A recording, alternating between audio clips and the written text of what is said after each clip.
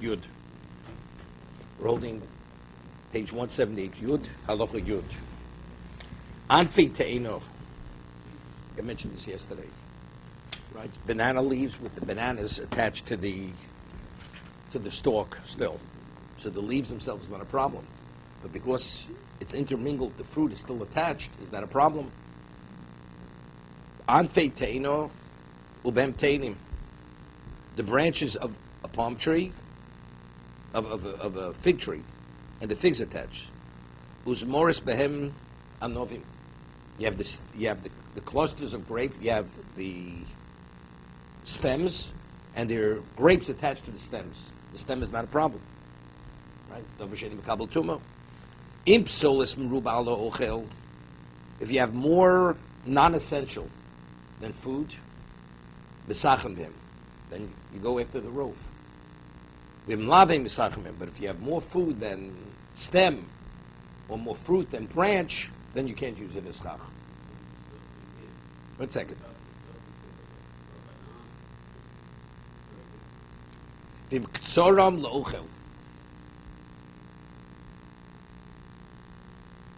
Now, interesting. Now, just give it a little background. There's in the laws of Tumah, we know a food item only is susceptible to contamination if it's edible. It's not edible, it's not susceptible to contamination. So you can't eat, let's say you have a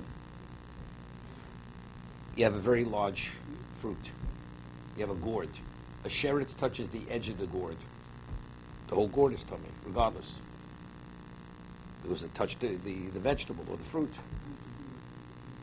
It was initiated initially. It's susceptible. So we said that was right. That's a prerequisite. Now, a stem. Let's say you take a stem in the apple and you remove the stem, and a sheretz touches the stem. Correct? Is the stem contaminated? Not. Stem is it's not edible. What about when the stem is attached to the apple, and the sheretz doesn't touch the apple, but it touches the stem of the apple? So it's touched the inedible part of the apple. Is the apple contaminated? The question is why. So the Gemara says, the Mishnah says, no, it's different. It's different than a banana peel. A banana peel protects the fruit. The stem is called a yad. It's like a handle. When you want to take the fruit, how do you take the fruit? You hold it by the stem. So we see the stem as an extension of the fruit, because it facilitates the eating of the fruit. Okay.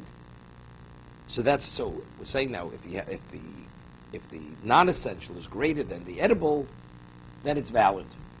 He says, what about the fruits were cut for eating? So now the stem on the cluster of grapes, when you want a grape, you take it by its stem, by the stems, right? So if that's the case, now even the non-edible has the same status as the fruit. You have 5 grapes on the stem, and you have more stem than grapes, right? The thing is basically it's been picked clean. So most of the grapes fell off, and you have a few. But with the few you want to eat, how do you take the grapes? You take the stems, right? You take the stem, and then so you're using the stem to get to the grapes, to make the grapes available to you. Even though you have more stem than grapes, more inedible than edible, it's not valid. Because the status of the inedible, because it's to facilitate eating of the grape, it's makabel tumah, it's susceptible to contamination. Therefore, it doesn't qualify. the grapes are wet, and you don't want to wash your hands. You can actually take the stem without creating a problem.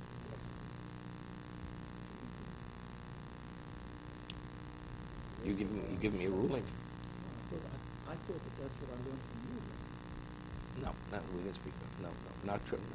What about having fruit where only the bottom half of the fruit is wet and the upper part is not wet? Do you have to wash your hands? Definitely, you have to wash your hands. No. That's a rabbinic ruling having to do with tumah. No. The halacha is the halacha. Firstly, anyway, has no relevance to this. Again, you eat cereal. Cereal we eat with a spoon. The grain or whatever it's made of it comes in contact with liquid, with milk. right? You're eating something wet, right?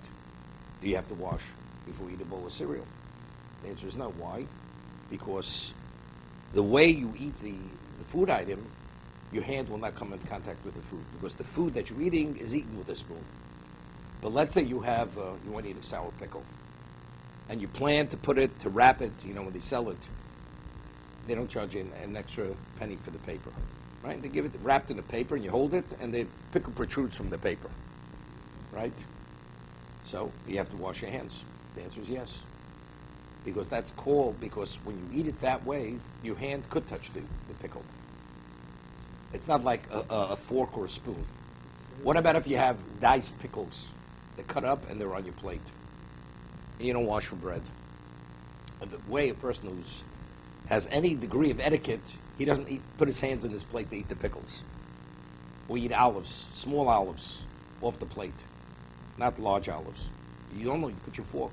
And the olives are wet, you don't have to wash your hands. You have big black olives on your plate, where very often a person takes the olive, he may take it in his hand. Doesn't wash, and the olives are wet, you have to wash. Because you're touching wet fruit. The olive is, so as long as there's a possibility you may touch the fruit, that's when that's when you have to wash your hands. That's the way they legislate these laws. So you dip the cake in the milk or the cookie in the milk. Even though the cookie's a large cookie, it's just the tip of the cookie. You're not touching, because the cookie is wet, and your hands aren't washed, you're touching a wet food item. You have to wash your hands before you touch a wet food item. So I'm saying, so be the same thing. If a person's eating an apple, and he's eating it, he's holding onto the stem. He's not touching the apple. So there's not a question. He definitely has to wash. Right?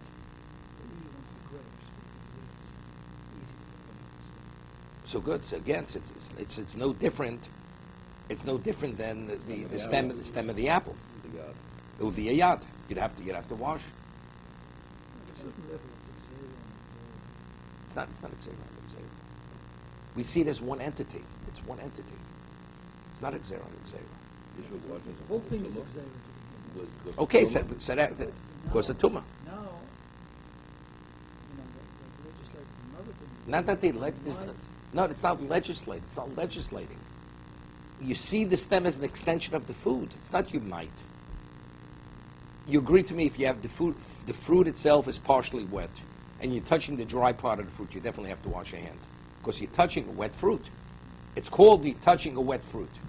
So if the stem, you see the stem is part of the apple, you're touching the apple. The stem is the apple, because it facilitates the eating of the apple. Therefore, on a Torah level, that's called the apple. If I touch the orange without washing the orange, the skin was wet. I touch the orange. And you're eating it as what? I didn't start to eat it yet. You're going to peel the orange first. I'm gonna peel And ultimately, after the peel's removed, the orange is not wet anymore. You don't have to wash your hands. But I did touch the orange. Does make it. What about if you work? You're a fruit vendor. When you pack oranges in cases, right? Down in Florida, and you want to send your best friend a case of oranges. Okay. Say, you know something? We'll even let you pack it, and you put in a personal note in the box when you send it up east. No, because what about if you work in a bakery? You touch bread. Do you have to wash? It's only the way they listed the law. Only when you eat it. When you eat the item, at the time of the eating, you eat bread. You have to wash. You eat the wet fruit. Not if you touch a wet fruit. When you eat the wet fruit, you have to wash hands. When is the tumah the whole time? Huh? When is the tumah the whole time? So what is it accomplished by it? I mean, why is that any more serious? Okay, this is a very fundamental question, Yeah. right? Yeah, but tumas, you see again, the Gemara says that we have Gemara calling it's mishum nekiyus. It's a hygienic issue. Except, Nekiyus are washing the food. no, not nekiyus. Your hands. But once they legislated, it's because of cleanliness. They said it's, even though we're in a state of contamination, there's nothing. Whoever, you can go to a mikveh, which just washing your hands up to wrist. Well, that's a purification, not a purification. You'd say at best you're cleansing your hands. It's not a purification. So the main focus is cleanliness. It says Mishum Nekiyus. However, because it also has the ritualistic aspect to it, it creates a certain consciousness of Tara, of purity. Even though it's not. In reality, it's not, it doesn't do anything. At first, we find, I mean, the Kohen, before he officiated in the Beis Hamikdash, he had to ritualize his hands and feet. What's the point? So you see, there is it, that if a person is not sure what his hands came in contact, although he has a cheskes Tara, there he is Torah. What washing hands, it represents, it's a ritual of purification. That's what it represents. It's purely symbolic. It's purely symbolic. That's all it is. No. It's both. It's both.